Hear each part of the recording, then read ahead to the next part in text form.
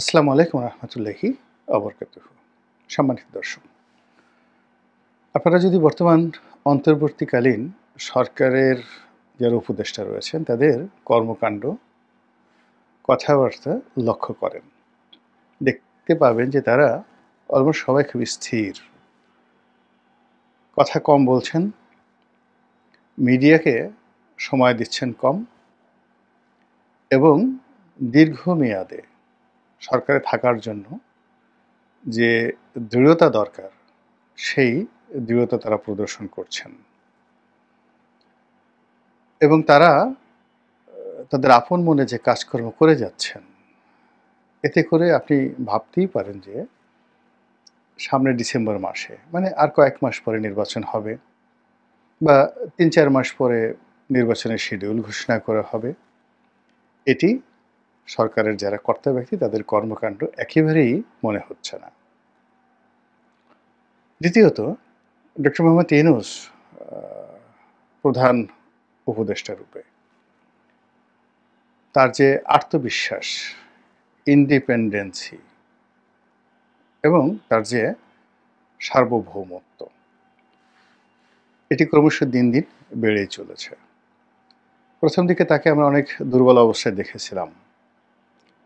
তিনি কথায় কথায় ছাত্রদের প্রতি কৃতজ্ঞতা জ্ঞাপন করতেন এবং ছাত্ররা যে কোনো দাবি দাওয়া নিয়ে গেলে, কথা বললে তিনি সেটি আমলে নিতেন, ভয় পেতেন, সংকোচ বোধ করতেন বা কৃতজ্ঞতা প্রকাশ করতেন। এটি এখন শূন্য। দ্বিতীয় হলো যে তাকে যারা দুর্বল মনে করতেন, সভা সমিতি মিটিং মিছিল করে সবাই কিছু হলেই সচিবালয় ঘেরাও করো, রাজুতে যাও, তারপর রাস্তাঘাটে যানজট তৈরি করো আর প্রধান উপদেষ্টার বাসভবন ঘেরাও করো, এটি এখন শূন্যতে নামিয়ে আনা হয়েছে। এরপরে আপনি যদি লক্ষ্য করেন যে তিনি রাজনৈতিক দলগুলোর সঙ্গে দহরম মহরম সম্পর্ক না হলেও চলনসই একটি সম্পর্ক স্থাপন করার চেষ্টা করেছিলেন। তো সেই জায়গাতেও তিনি বেশ একটা স্বতন্ত্র বৈশিষ্ট্য তৈরি করে ফেলেছেন এবং রাজনৈতিক দলের যারা নেতৃবৃন্দ, আগে যারা যমুনাতে যাওয়াটাকে ডাল ভাত মনে করতেন বা ডক্টর মোহাম্মদ ইউনূসকে যে কোনো কথা বলা বা শুনিয়ে আসা একেবারে যাকে বলা হয় ডাল ভাত মনে করতেন, তারা এখন সেই জিনিসটি মনে করছেন না। সবচেয়ে ভয়ঙ্কর যে বিষয়টি সেটি হলো কিছু রাজনৈতিক দল এবং কিছু ব্যক্তি এবং কিছু গোষ্ঠী,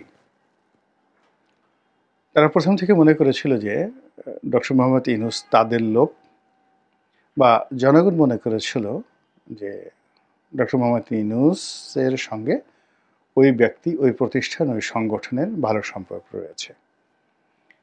এদের মধ্যে বেশ কিছু এনজিও আছে, তারপর এনজিওর বাইরে কিছু গবেষণা প্রতিষ্ঠান রয়েছে যারা দেশে খুবই সুপরিচিত, আন্তর্জাতিক অঙ্গনেও সুপরিচিত এবং সুদীর্ঘকাল ধরে ডক্টর মোহাম্মদ ইউনূসের সঙ্গে তাদের একটা সম্পর্ক ছিল।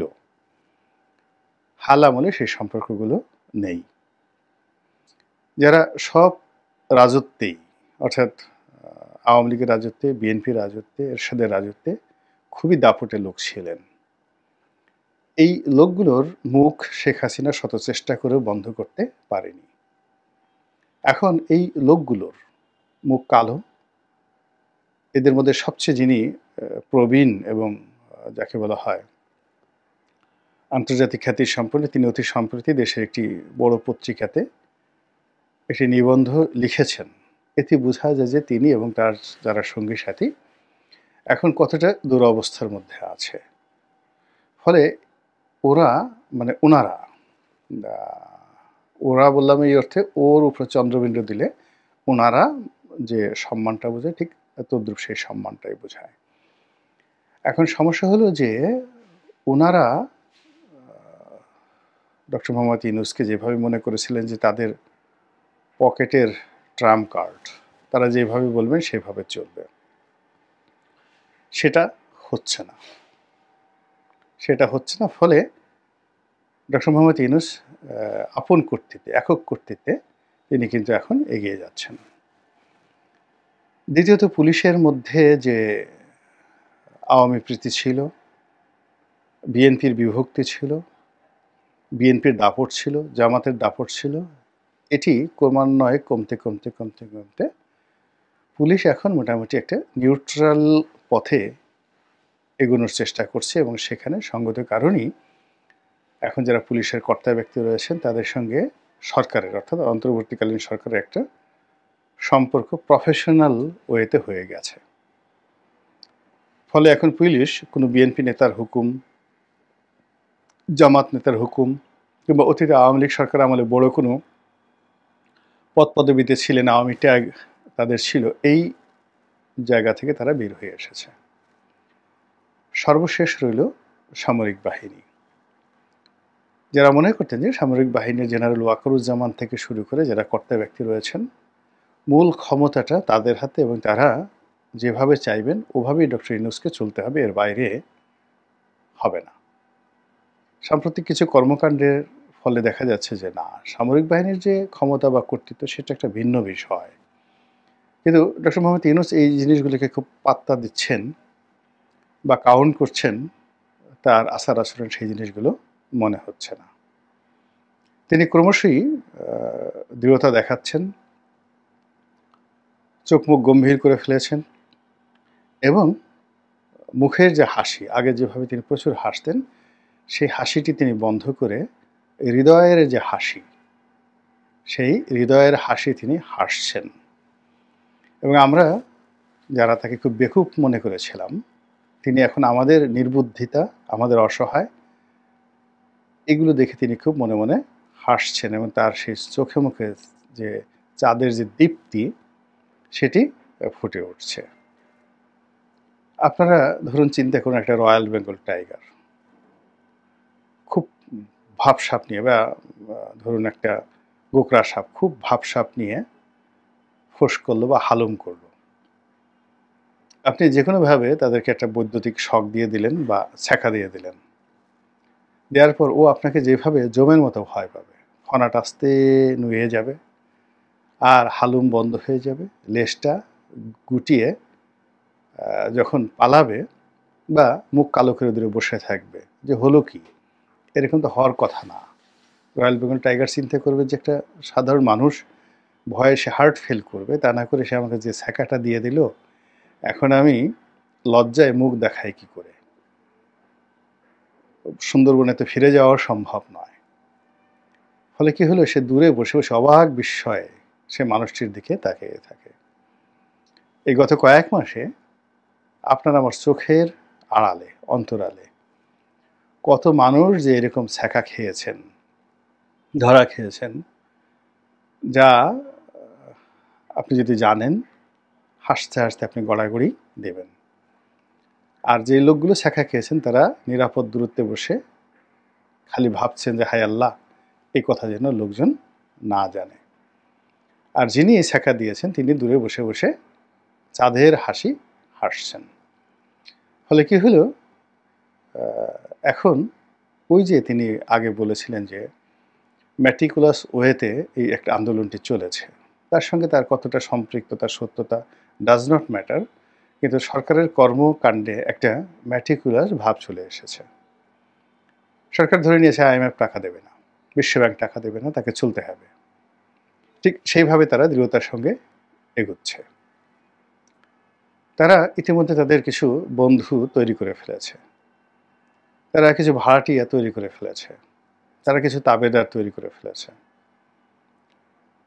একটা ডিপ স্টেট মানে তৈরি করার জন্য, আমেরিকার ডিপ স্টেট না, প্রতিটি রাষ্ট্রের একটা ডিপ স্টেট থাকে, একটা কিচেন ক্যাবিনেট থাকে, একটা অলিগার শ্রেণী থাকে।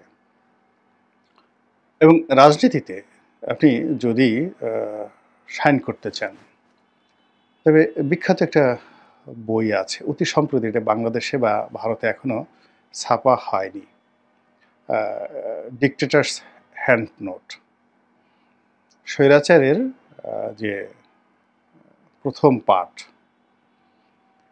আপনি স্বৈরাচারী হবেন, শক্তিশালী হবেন, এটার জন্য আপনাকে কি কি করতে হবে, যে কাজটি আজ থেকে ৫,০০০ বছর আগে রাজারা করেছিলেন, ঠিক একই কাজ হিটলার করেছেন, একই কাজ ইন্দিরা গান্ধী করেছেন, শেখ হাসিনা থেকে শুরু করে যত রেজিম সবাইকে মোটামুটি সেই কাজগুলিই করতে হয়েছে। এবং এগুলোর মূল ব্যাপার হলো যে সমাজের কিছু দুর্নীতিবাজদেরকে কাছে টেনে নিতে হবে, কিছু অলিগার তৈরি করতে হবে, তারপর কিছু দুষ্ট লোককে কাছে টেনে নিতে হবে, আর এমন কিছু কাজ করতে হবে যেন জনগণ আবার তার পক্ষে থাকে, জনপ্রিয়তামূলক কিছু কর্মকাণ্ড করতে হবে। আবার সঙ্গে সঙ্গে কিছু মানে জনগণকে উস্কে দিয়ে একে অপরের বিরুদ্ধে তাদেরকে ব্যস্ত রাখতে হবে। গত ৩-৪ মাসে যদি বাংলাদেশের বড় বড় কতগুলো ঘটনা দেখেন, রাজপথ যেগুলো নিয়ে গরম হয়েছে, যেই রাজপথের সঙ্গে আসলে ডক্টর মোহাম্মদ ইউনূসের সরাসরি ওরকম সম্পৃক্ততা নেই। রাজপথ থেকে যে দাবিগুলো এসেছে সবাই তার কাছে চেয়েছে, তিনি দেবেন কি দেবেন না এ কথা কোনো কিছু তিনি বলেননি।